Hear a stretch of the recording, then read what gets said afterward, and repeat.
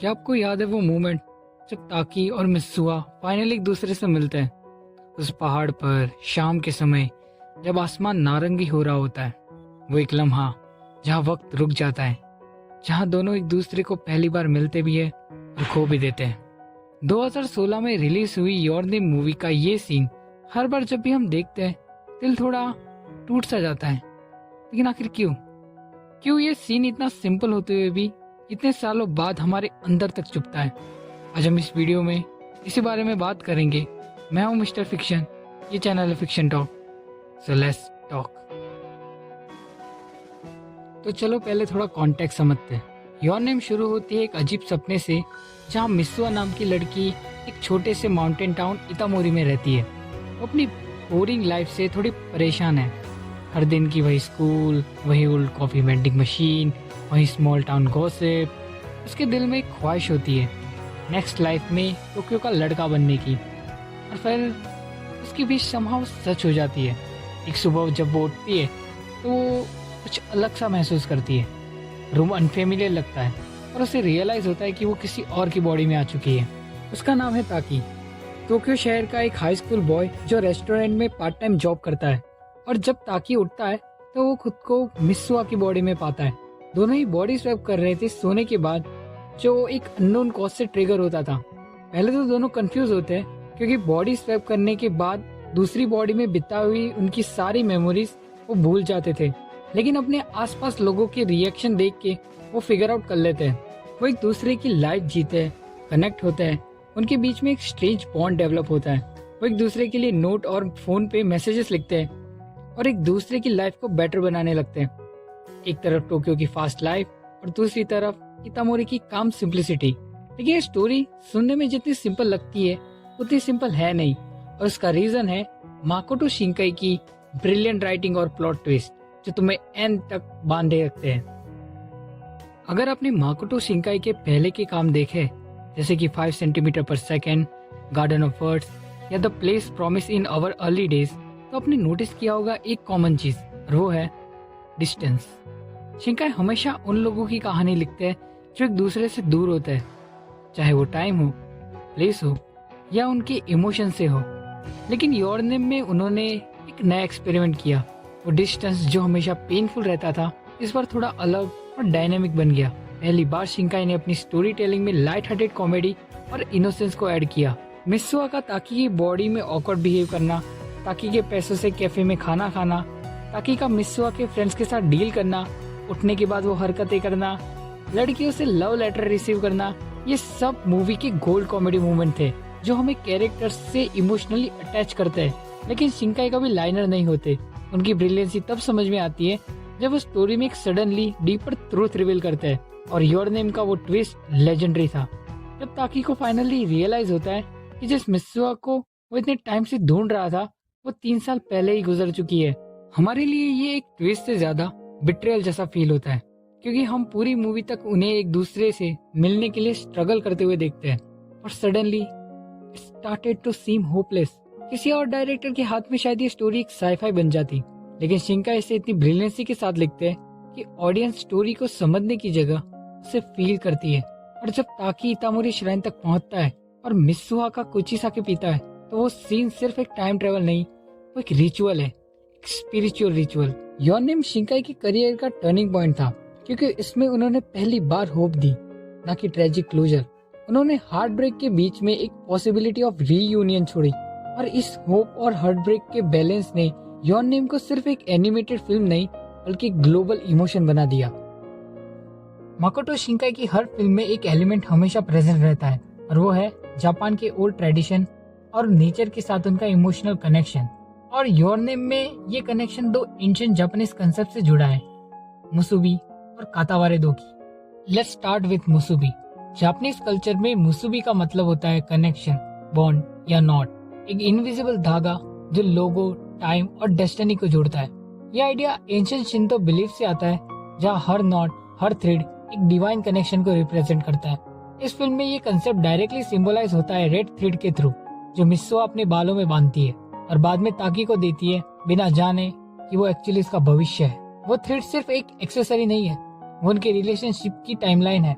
जब ताकि उस थ्रिल को अपने हाथ पे बांधता है तो वो एक्चुअली मिसवा के एग्जिस्टेंस को अपने साथ बांध लेता है। टाइम उन्हें अलग तो कर देता है लेकिन मुसुबी उन्हें एक बार फिर साथ ले आता है 3 साल बाद रियलिटी के परे। शिंतो फिलोसफी के हिसाब से सब कुछ कनेक्टेड है, पानी, हवा, इंसान, इमोशन, और यही थॉट योर नेम के कोर में है। इतामोरी लेक का शेप भी एक नॉट जैसा है और उस माउंटेन श्राइन पर लिखे पैटर्न भी मुसुबी लूप्स को रिजेंबल करते हैं। और अब आता है कातावारे दोकी। जापान में कातावारे दोकी का मतलब होता है ट्विलाइट, जब दिन और रात एक दूसरे को ब्रीफली टच करते हैं। लोग कहते हैं उस वक्त दुनिया के बीच की बाउंड्री पतली पड़ जाती है। ऐसे पल में इंसान और स्पिरिट्स दोनों एक ही दुनिया में एग्जिस्ट करने लगते हैं। शिंकाई ने इस मिथ को योर नेम के इमोशनल क्लाइमेक्स में परफेक्टली यूज किया। कातावारे दोकी is the only moment where impossible meeting happened. दोनों कैरेक्टर अलग टाइम पीरियड से, अलग जगह से उस एक छोटे से पल में एक दूसरे से मिल पाए। एक divine loop hole of destiny जो सिर्फ नेचर के परमिशन से खुला था। इसलिए ये सीन मैजिकल लगता है क्योंकि वो सिर्फ रोमांटिक नहीं है, वो स्पिरिचुअल है। एक सेकंड के लिए आपको लगता है कि जैसे दुनिया उन दोनों के लिए रुकने का डिसाइड किया हो। शिंकाई ने मॉडर्न एनिमेशन में एंशिएंट बिलीफ को ब्लेंड किया और फिर आता है वो सीन जहाँ सब कुछ कल्मिनेट होता है।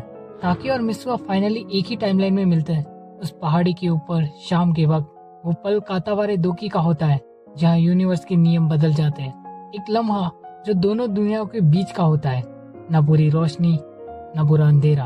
और उसी पल में ताकी और मिसवा के वर्ड्स, उनके टाइम्स और उनके इमोशन एक दूसरे को छू लेते हैं, जैसे यूनिवर्स ने उनके लिए एक सेकंड तक रुकने का फैसला किया हो। जब मैंने पहली बार ये सीन देखा था तो मुझे लगा कि यस, फाइनली सब ठीक हो गया। तो लोग एक दूसरे को सिर्फ सपनों में जानते थे, अब सामने खड़े हैं, एक कंप्लीट क्लोजर मिल गया था। या शायद मुझे ऐसा लगा क्योंकि माकोतो शिंकाई कभी भी खुशी सीधे सीधे नहीं देते। जैसे ही मिसवा अपना नाम ताकी के हाथ पर लिखने वाली थी, she disappeared.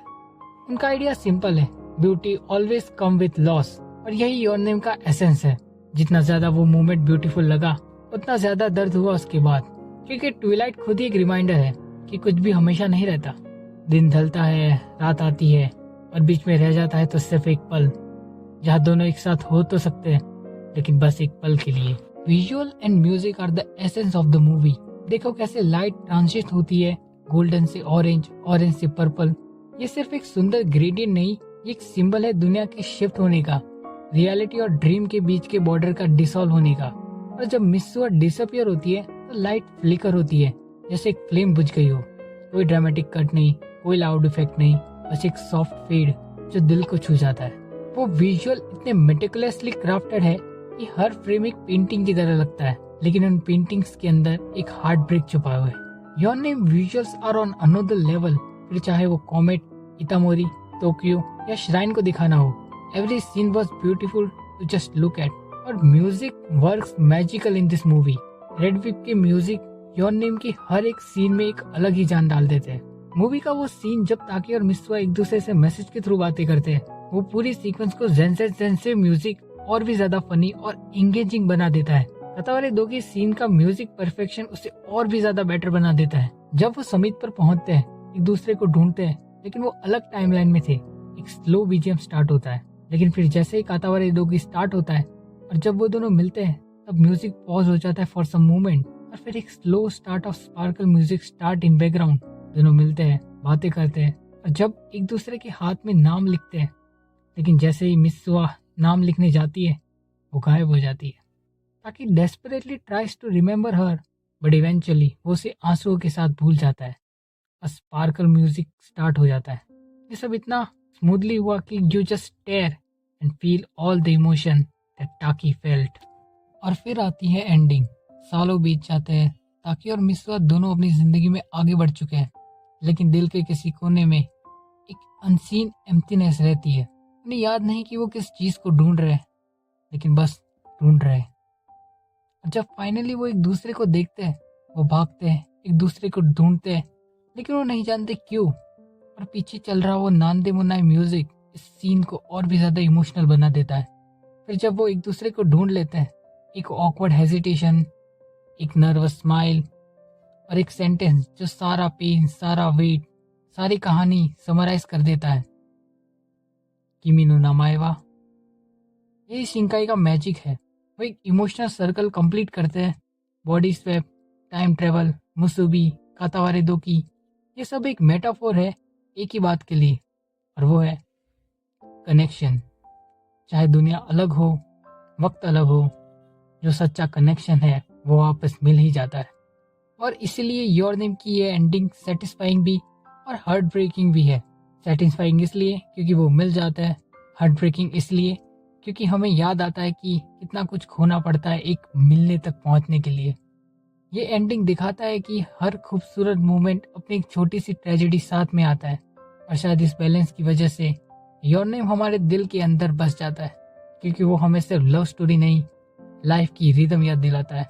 Meeting, losing, remembering and finding again, all is the part of life. Your name सिर्फ एक लव स्टोरी नहीं है, ये एक याद है उन मोमेंट्स की जो छोटे लगते हैं लेकिन जिंदगी बदल देती है। माकोतो शिंकाई ने हमें दिखाया कि लव कभी लाइनर नहीं होता। वो कभी टाइम के परे होता है, तो कभी मेमोरी के अंदर, कभी सिर्फ एक फीलिंग के फॉर्म में रह जाता है। इस मूवी का हर एक लेयर, चाहे बॉडी स्वैप कंसेप्ट, मुसुबी, कातावारे दोकी, इसके विजुअल्स या म्यूजिक, सब एक ही इमोशन के डिफरेंट एक्सप्रेशन है। और शायद इसीलिए वो ट्विलाइट सीन अभी तक दर्द करता है, क्योंकि वो हमें याद दिलाता है कि कुछ लोग मिलने के लिए बने होते हैं। अगर ये वीडियो आपको पसंद आया हो तो लाइक, शेयर और सब्सक्राइब कीजिए, और कमेंट कीजिए कि मैं अगला वीडियो किस टॉपिक पे लाऊं या किस मूवी या एनिमे पर लाऊं। तब तक के लिए सी यू लेटर।